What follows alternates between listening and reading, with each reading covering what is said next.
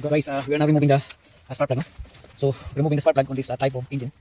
Normally, we're gonna have to remove the intake manifold, but this time we don't do that because we need a shortcut way of removing it. And the way of removing it without removing the intake manifold is you're gonna have to have the swivel. And then here you can gain access to here. And the same thing here, you need the swivel. And since the swivel it will like wobbly, so what you're gonna do here is you need to guide the swivel in getting into the spark plug as we speak. So the swivel has to be inside, getting the spark plug in, so that's how you gain access to it. So the swivel is in with the spark plug socket, as you can see, yeah, like here. Okay, so that's how to remove the spark plug without the removing the removal of the intake manifold. So very tricky design. And then here you can see here on each one. Okay, and then now we're gonna change the spark plug now. Sorry, putol yung atong video guys because minsan kasi may tumatawag, may nagti-text, so magkakaroon ng cut off yung ating video. No? So inaano natin dito na we will do as much as quicker as possible. Ito sa meron tayong pupuntahan. So remove no? Once the spark plug comes to the end, it will just pull down, and then you're gonna use your magnet, and that's the old spark plug. Okay, and then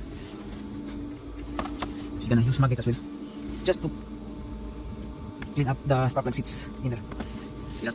That's the metal part there that's been fallen out of the system using the magnets. Okay, yeah. And then after removing the old one, then you're gonna have to measure the height of this spark plug here. Should have the same height. Okay. Okay. I'm okay. Ay, thank you. No. Cream or milk? Kasi Amerikano. Oh, okay. Cream or Thanks. Ano gusto mo, cream or milk? Just milk. Yeah. Thank you very much. Okay. Thank you. Okay. Ayan ang sugar na. That's it. Nahulog yung isa mong kamay. That's okay. So, yeah.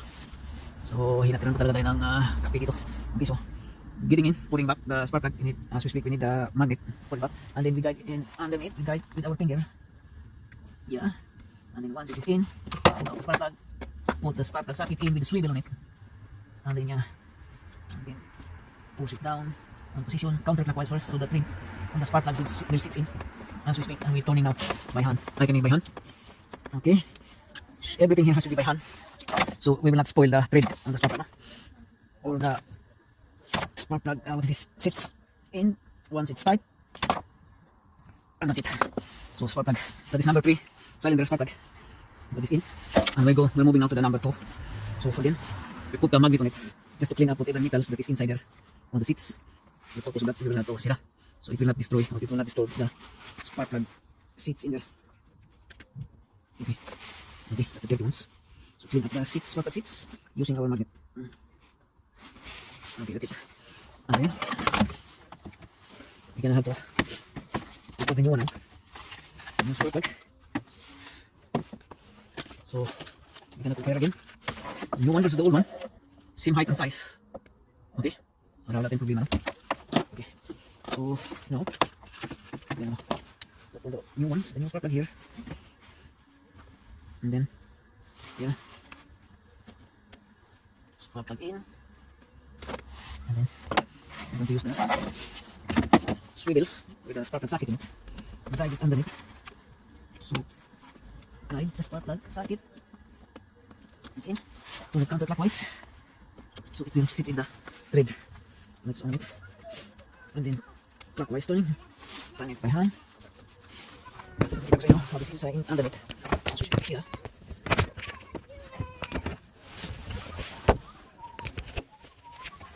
Underneath there. Yeah. Spark plug socket turning by hand. Everything should be by hand. So we will not miss on the thread. And once it is in by hand, then that's the time you're gonna use the ratchet to tighten it down. Like, if you don't have the socket or torque wrench, you just kind of feel it by hand when it stops turning. And then that's it. Yeah. And then that's the end of it. Okay. For spark plug in. And then inside, you're gonna guide here. This is the connector. There's the wiring harness on the spark plug cable. Spark plug socket and spark plug cable or socket, whatever you may call it. So that's the connector on the spark plug here. Then guide it down with the spark plug screwdriver. Put it into the system here. Cut it down. Once in. Just gonna push the metal, push only the metal part. And when it's click, then that's it. That's the number 2. That's the number 2 socket or wiring harness on the smart plug. And let's go to the number 1. The number 1 is in here. That's the number 1. What you're gonna do is once it's in, then you're gonna have to push this part here. This part here has the selector. You're gonna push that one with the flathead screwdriver, so you will not mess up the connector. Like so. Once it's in, push it by the flathead screwdriver. Okay, it's click. Either you can push here or you can push on the other side. Okay. Once it's click, that's done. And then the connector here.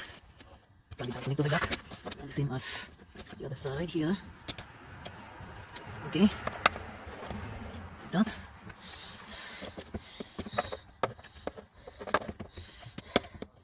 Put it on the other side. Like that. And then we go along, swim along to the number 3 here. The same here. Okay. That's the number 3 spark plug. The number 3 cylinder. Gonna push down. We'll get you the very best picture here. Like that. May not be very good view, but I'm trying to deliver this picture as you can hear video. So here is the spark plug connector.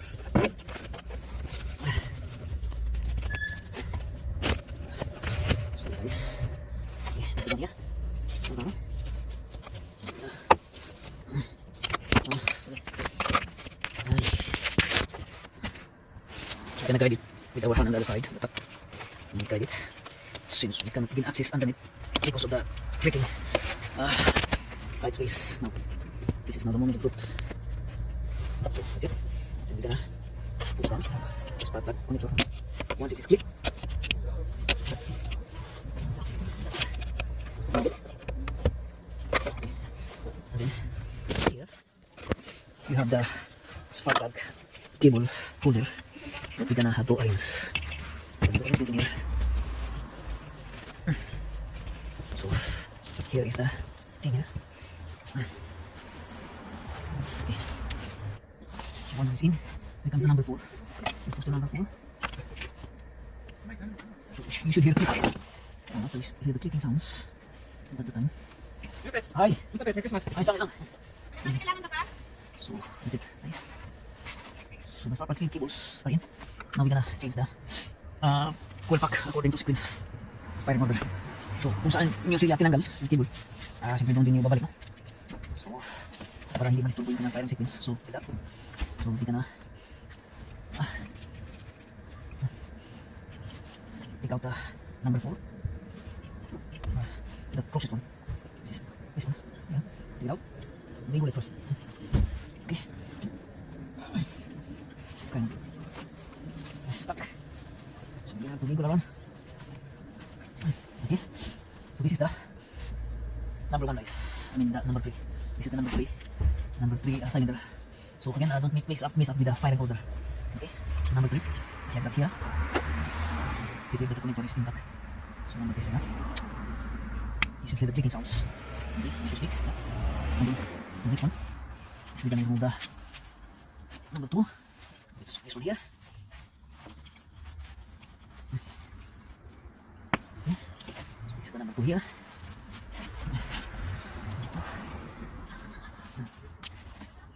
Click. And then the number 4. And this is the number 2, guys. This is number 1. This is number 3. And then number 2 here. And number 1.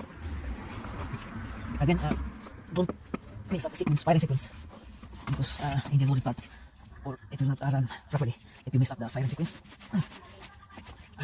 Coil pack is the same system with the distributor. No, distributor is just the latest for the latest model. Okay, so click. Okay, and this is the number 4. This is the last one. We'll be putting in.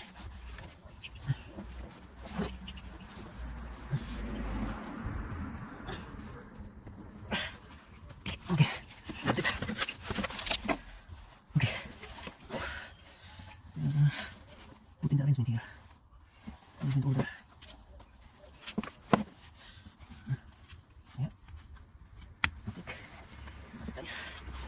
And once you have that, you can now put back to the respective position. Okay. Stop that.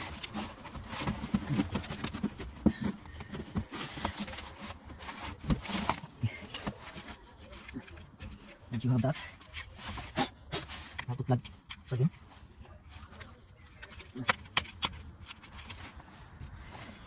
So, just have to move this around.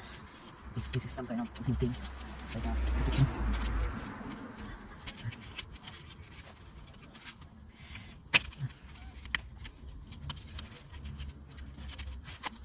Okay, once again, click. Once again, here, click. So make sure, guys, it has 4 pins here. So it should have 4 pins on the new one. 4 pins. And then, yeah.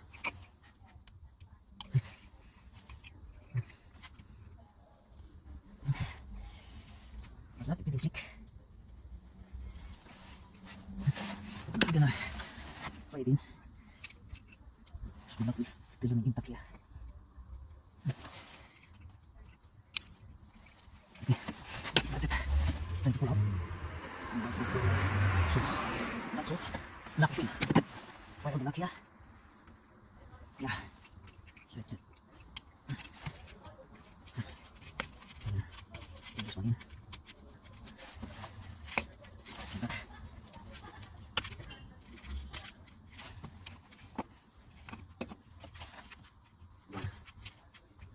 Okay.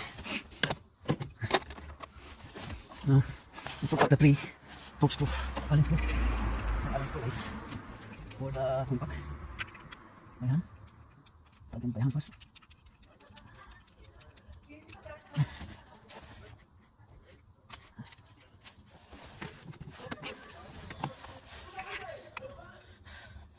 Okay.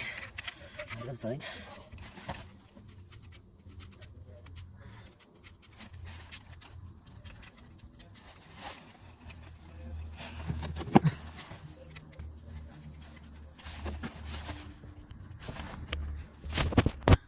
So that's how you replace the coil pack, guys. Wrap up, no? Before getting into the system here, the coil pack, you need to remove the secondary pump, and then the housing of the secondary pump, which is the frame that's connected to the intake manifold. And then once it is out, then you can now remove the spark plugs connector, and then once you remove the spark plug connectors, you can replace the spark plug using spark plug socket with a swivel on it, because it won't get in without a swivel, like so. And then, yeah, this is 10 mil spark plug socket. Should have a swivel, because you cannot get into the number 3 and number 2 here. It needs a swivel.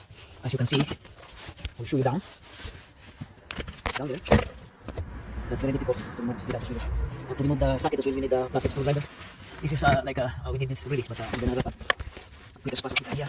So in taking the connector, spark plug connector, with here the flathead screwdriver, small flathead screwdriver. Try it out, with flathead screwdriver and pull up. Same thing on the other side, number 2, and that's how you can remove the spark plug connector.